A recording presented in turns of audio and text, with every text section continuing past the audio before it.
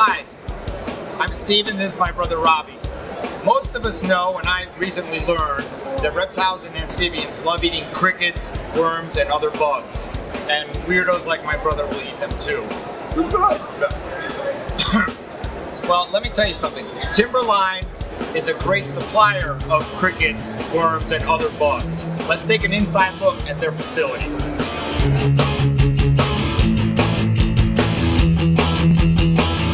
Timberline started in 1973. It actually was started by my father, who opened up a bait supply company. And then in 1992, we started talking about producing our own products, producing crickets and worms and the like. And so we launched off in 1995 and started building buildings and began to understand the pet market, which was very interesting to me because the bait side of the business is very regional, very seasonal, whereas the reptile and amphibians and birds and monkeys and all part of the business goes on year round, and really there's no boundaries. So we don't just have to ship it in the Midwest, we ship it all over the United States. It used to be that stores only bought the crickets in bulk, and somebody wanted a dozen, they'd scoop out a dozen.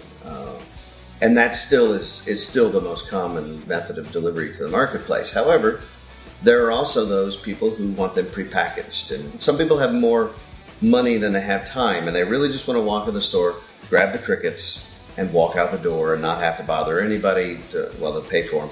And they don't want to have to bother anybody to go get them or spend any time, so they grab them, they take them up to the counter, they pay for them, and they're out the door. We began doing a Cricket Aid, which is a prepackaged item that is just cricket food and water all wrapped up in one. We do reptile cactus, and we do reptile salad, which is a mix of greens that are used for tortoises and different reptiles. And so those are some of the new products that were born out of that idea that the marketplace needs a perishable broth for specific uses in reptiles and amphibians and tortoises and whatnot. Crickets are egg layers, so we have to take brooder crickets and they lay eggs, and then we have to incubate the eggs, and then what emerges from the eggs are little bitty crickets that are called pinhead crickets. Crickets are harvested by volume, so we use a series of measuring devices that tell us this is 1,000 half-inch crickets. This is 1,500 3/4-inch crickets. And we scoop the crickets out of the harvest box and pour them into this measure, and when the measure is correct, we pour it into the box and seal the box up.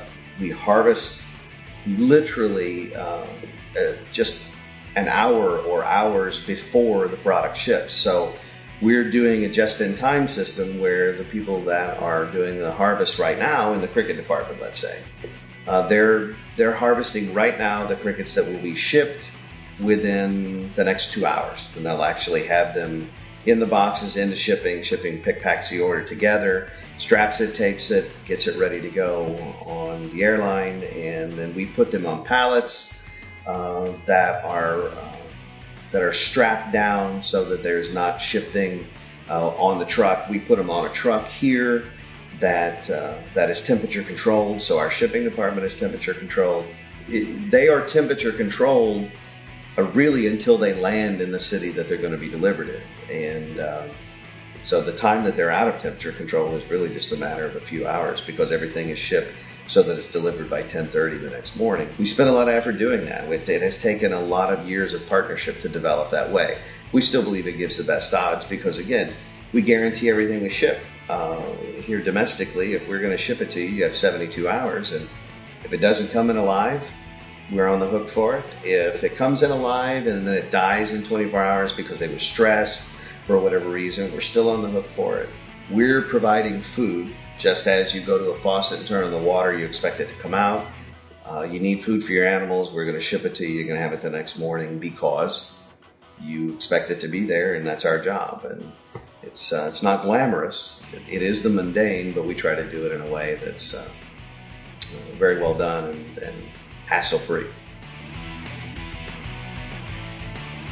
If I tell you that I've got 24 worms in a cup, the truth is I really want there to be 27, 28, 29, something like that. because I still believe you should be able to get what you expect and a little bit more out of Timberline or out of whoever you're buying them from that we supply.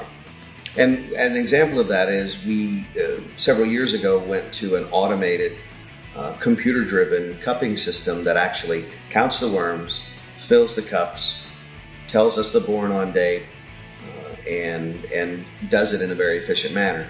Again, the idea behind it was I still want our product to be consistent, and I want good quality, and I wanted it to be done efficiently so that those efficiencies can be passed along in the price.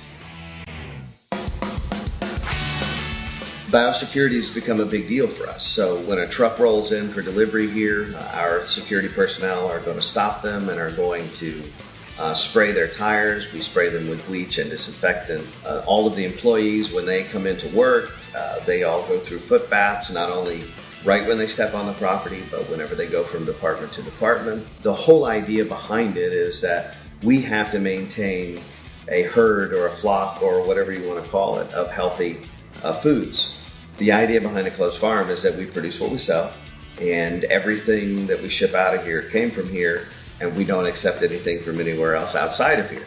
All of our vendors, whether it be our feed vendors or whether it's our box vendors, they all know that we have a series of protocols that we use, and all of our successes, we believe, hinges on good security from a biosecurity standpoint, because there are a lot of bacteria, a lot of viruses, a lot of things that could affect our ability to produce or the quality of what we produce. So we spend a lot of effort on that.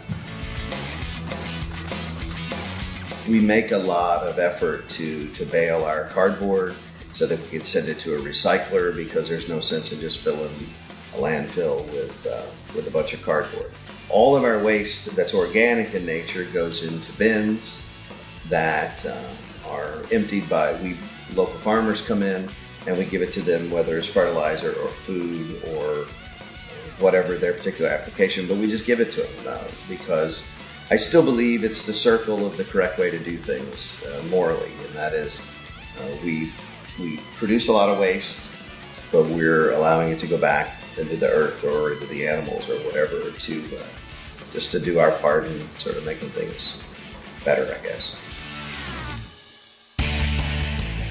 Well, one of the things I like so much about the reptile industry specifically is that, first of all, it's about people's passions. It's about people's hobbies.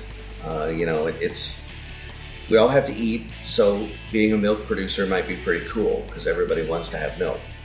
But we're talking about something that people have fun with, people spend their free time with. People love showing off their reptiles. And I did not grow up having reptiles around me, so I was a fairly new entrant back about 15, 20 years ago. But I like them. I have them in my home. I have them in my office. In our customer service department, we have all kinds of reptiles, and we do that for a couple of reasons. First of all, they're really neat, and I think it's important for the people that are on the phones with the customers to understand the relevance of the information they're imparting, and so we have them take care of the animals.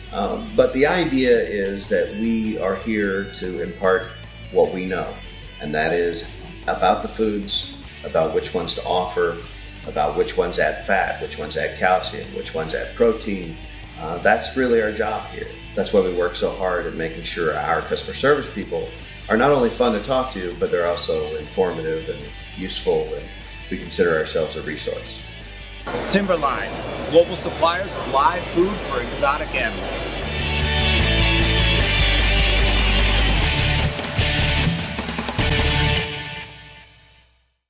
Hi.